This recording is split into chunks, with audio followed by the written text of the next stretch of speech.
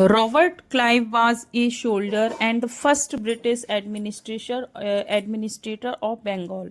After the Battle of Plassey, the actual Nawabs of Bengal was forced to give land and vast sums of money as a personal gift to company officials. ठीक है, जो प्लासी के युद्ध के बाद जितने भी नवाब थे जैसे कि सिराजुद्दौला और मीर जाफर, उनको जो कंपनी के जो ऑफिसर्स थे उनको अपनी तरफ से बहुत सारी लैंड और मनी गिफ्ट करनी पड़ी थी।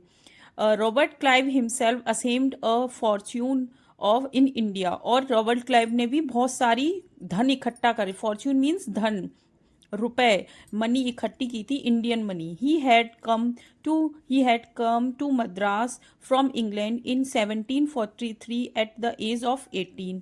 ठीक है, when in 1767 he left India. In his Indian fortunate worth was 4,01,102 euro.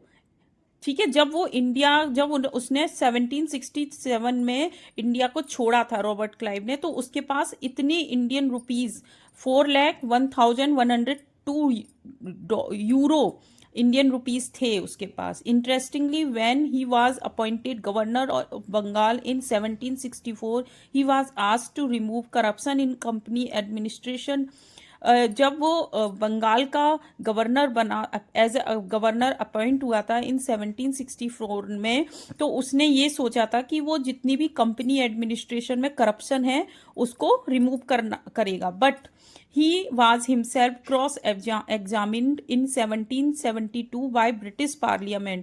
लेकिन उसके पास जो वर्थ था उसका क्रॉस एग्जामिनेशन ब्रिटिश पार्लियामेंट ने किया इन 1772, विच वॉज सस्पिशियस। उनको उसकी जो वेल्थ उसने इकट्ठी की थी उन पर डाउट था। ऑल्दो ही वॉज एक्वेटेड और ही कमिटेड सुसाइड, और फिर उसने अपने आप को उसने सुसाइड कर ली इन 1774 में रॉबर्ट क्लाइव ने। However, not all companies officials succeeded in making money। लेकिन रॉबर्ट क्लाइव की तरह किसी भी कंपनी के ऑफिसर ने इतनी मनी इकट्ठी नहीं कर पाई थी। Many died at an early death in India due to disease and war। बहुत सारे जो एडमिनिस्ट्रेटर्स थे, वो ऑफिसर्स थे, वो इंडिया में ही बिकॉज ऑफ डिजीज और युद्ध के कारण मर गए थे। And it would not be right to regard all of them as corrupt and dishonest। ठीक है, many of them came from humble background and their undermost desire was to earn enough in India, return to Britain and lead comfortable. और कुछ लोग तो India में ही मर गए थे, और कुछ ऑफिसर्स थे जिन्होंने डिजायरेबल मनी इकट्ठी की और ब्रिटेन में लौट के बहुत ही लग्जीरियस लाइफ स्पेंड की। Those who managed to return with wealth led flashy lives and flaunted their riches, they were called nawabs.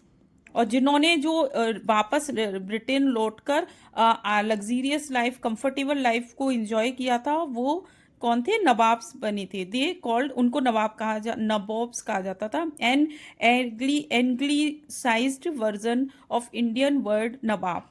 ठीक है, they were often seen as upstarts and social climbers in British society and were ridiculed और made fun in plays and cartoons।